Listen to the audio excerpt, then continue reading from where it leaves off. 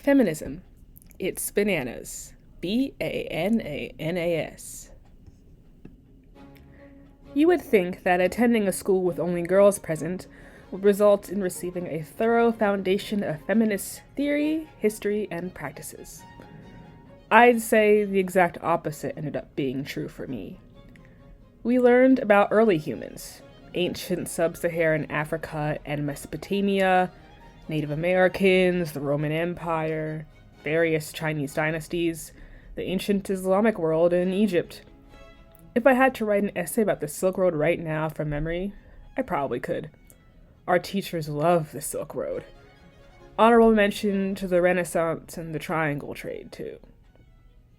But then we skipped ahead to the Revolutionary War. We lingered a bit on the Puritans, a bit longer on the Industrial Revolution, touched briefly on the Civil War, and circled back just to make sure everyone could identify all 50 states on a map. We never talked about US presidents or politics, but because we did have a unit on the Great Depression and the Dust Bowl, the term Hooverville floats around in my memory. There were electives available after that. I took a pair of classes called The History of Violence and The History of Nonviolence, which covered various revolutions, religions, and social movements. Again, there was no mention of any suffragettes or the ERA. Even barring that, by every measure I can think of, we learned the sanitized history of men, abridged and spotty as it may have been. I say spotty because we didn't touch on most of modernity. I say sanitized because we never talked much about men hacking each other to death. I'm pretty sure World War I was mentioned at some point from a technological perspective only. World War II, not so much. Vietnam and Korea, never. Iraq and Afghanistan, that wasn't quite history yet. But in hindsight, I do wonder if the lack of focus on war was intentional. We learned a lot about the values and beliefs of various peoples, of various times and places, but never quite got to what happened when they disagreed with what someone else was doing. For example, we talked about the history of Christianity and the points at which the church began splitting into opposing factions, but we never spoke of the Crusades or the Spanish Inquisition. Meanwhile, we spoke about the Black Death for at least a month. This was balanced out a little bit by our English classes, though. Even in our lower school library, the books displayed prominently all centered around female protagonists or had female authors. Assigned readings, aside from Shakespeare, also followed this pattern up until co-ed English elective senior year of high school, where I was mercilessly subjected to both The Great Gatsby and The Catcher in the Rye, two books which were such a large departure from what we normally read that it was blatant enough to offend the taste of both me and my fellow female classmates. Anyway, our normal books placed women in the many world settings we'd learned about in our history classes. A fair amount of books were largely about women and girls trying to avoid being married off, so I figured that's what women spent most of their time doing before rights were somehow won, and now we have this great school, lucky us. But as I've said many times before, men were largely out of sight and out of mind while growing up. Feminism isn't something I ever really thought about because there were a few boys around to give me a taste of what feminism existed in response to until very late in my schooling. As such, it's not until college that I ever thought about what feminism actually meant. It's the first time I asked myself, after a lifetime of all girls all the time, if I was a feminist. New York City, in the late summer of 2012, was shaking off the last frail remnants of Occupy Wall Street. Gangnam Style was the biggest viral hit of all time. Hipsters and metrosexuals were hatching, demanding avocado toast and highly individualized cups of coffee in the niche cafes they would inhabit. According to a quick Google search, Tinder had just hit the scene, which now makes me think my college campus was targeted to generate early users because I swear by the end of my freshman year, everyone in every lecture hall spent half of class swiping away. Sex positivity was the name of the game. A few women on my lacrosse team had legitimate sugar daddies. Many more women I ran into talked or had already participated in camgirl activities. The underlying joke was that it was all to pay for tuition. For most of them, it had everything to do with aesthetics, feeling edgy and desired, and being their full, sexually liberated selves. In high school, a running joke to take the edge off college admission woes was that if all else failed, we could all become strippers. And here I was at a top university where a decent chunk of women were lining up for a chance to show their stuff. I wouldn't be surprised if Anna secretly ran some type of sex dungeon, one of my lacrosse teammates said, to the table at one of the many parties we'd have over those 4 years. Everyone else gathered around agreed. It's because you're just so straight-laced, calm, put together all the time. All the hallmarks of a freak is the people you least expect. You like anime, so I'm betting you're into hentai and like octopus porn, another chimed in. I was stunned. Porn is for men, I said slowly and clearly, like I was teaching a child the alphabet. That's why it's so obscene. Everyone looked confused. No need to be shy about it. You have dom energy, and everyone watches porn. That's news to me, I said truthfully. When it became apparent that I wasn't joking, some women started to look uncomfortable. The focus of the conversation was switched to someone else.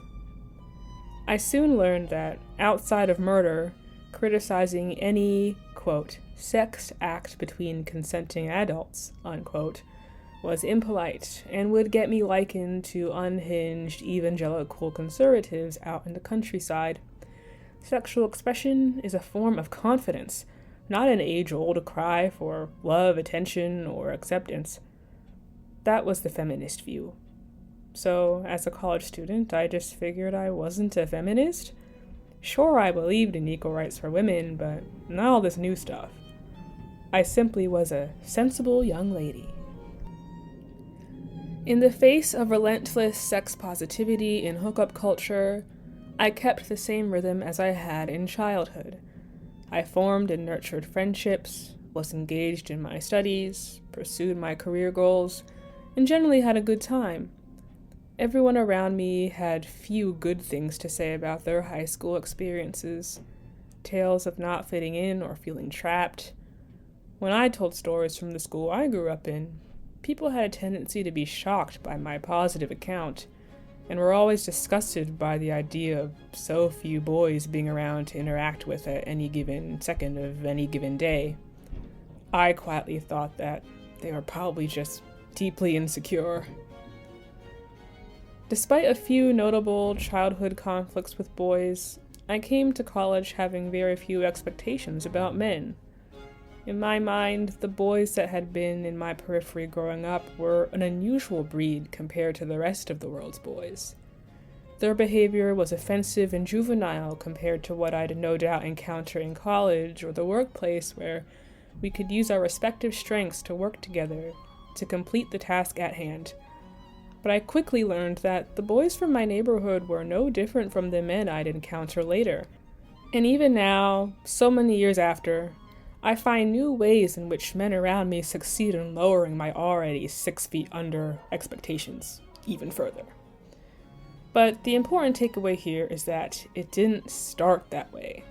All of my opinions now are the direct result of, after 18 years experiencing full blast, all quite suddenly, the reality of the way men treated me, as a direct contrast to the primarily female environment I came from, and what felt like a volcanic eruption of dehumanization to me registered to my female college peers at worst as a candle with an unpleasant aroma that you can get used to if the man gives you enough attention and is cute.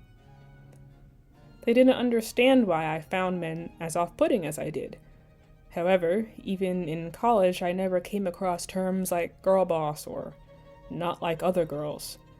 Furthermore, it never occurred to me to dice up the world into feminine and masculine categories, a preoccupation I noticed others having that made them easy pickings for the popularization of the gender spirit stuff later on. If you asked me what the core focus of feminism at the time was, I would have said it was on seeking empowerment from verbally consenting to sexual activities.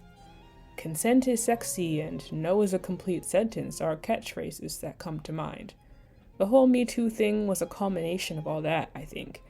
Because if you have a bunch of women come together to talk about consent, it won't take long before they realize that most of them have one very notable brand of experience in common.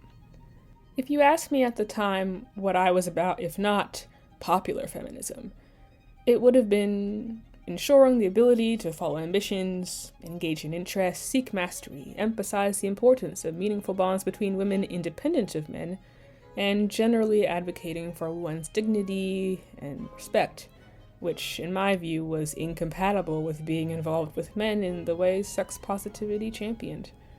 Even befriending a man seemed inconceivable. No, just a professional or practical rapport, maintaining a thin veneer of civility, because to me, males obviously did not see women as human, so it didn't make sense to seek out sexual exploits with them, or rely on this brand of new and never before thought of consent language that would prevent you from being raped while on your liberating joyride. The whole thing looked like a clown trying to disguise itself as an intellectual. "Can I ask you something?" my friend and roommate asked me shortly after our time as college students ended, and in the lead up to Hillary Clinton being thwarted on the country's biggest political stage. "I go to these clubs, and I hook up with these guys, but it leaves me kind of feeling not that great afterwards." "So don't hook up with guys at clubs," I say, more focused on the work I was doing on my computer. "I mean, I like sex. I've consented to all of it," she hurries to explain herself. "I know I'm hot. I know I'm good at it. Maybe I'm just monogamous." That's the first time I heard of monogamy referred to like it was its own sexual orientation. She admits she confided in me about her conundrum because I'm asexual, and won't judge her for not loving all the steamy, consensual, liberated sex she was having. After all, a condition of her living with me was that no males were to enter our apartment. But of course, any criticism I had to offer about the deification of sexual intercourse could simultaneously be easily brushed aside because I'm asexual. So I just don't understand. But also, according to her, asexuality is a spectrum, and I'm just a super special type of asexual who isn't interested in sex at all. Not even the feminist porn she was excited to announce she was now consuming. Even at this point, with no formal education on feminism, I was convinced that the popular definition of feminism was irreversibly compromised. Navigating a male-dominated industry as I was, my dissatisfaction with common, sex-obsessed discourse was rapidly building. Where, I wondered, were people talking about real issues? Seemingly unrelated, same-sex attraction was legalized nationwide. Then came the Trans Inquisition, at a time when I was starting to seek out people online to discuss all of my previously unspoken thoughts about what I now knew was called women's liberation. How? A questionably accurate but nonetheless informative for the entirely uninformed miniseries I checked out on Hulu called Mrs. America. The series put me on the path of discovering some of the women who came before me. Now armed with new language and a basic understanding of how we got here, I still find that defining feminism is as hotly debated as it ever was, to the extent that many choose to avoid the term altogether, at a time when even the shell of feminism, and video games, are getting blamed for the apparent downfall of male society. And while I've never been the type to go out on the streets with feminism branded on my chest, my words and action had me being designated as a radical, from men and women alike who seem caught off guard by an apparent anger beneath my straight-laced, calm, and put-together all the time, sensible young lady exterior. Indeed, it can be the people you least expect.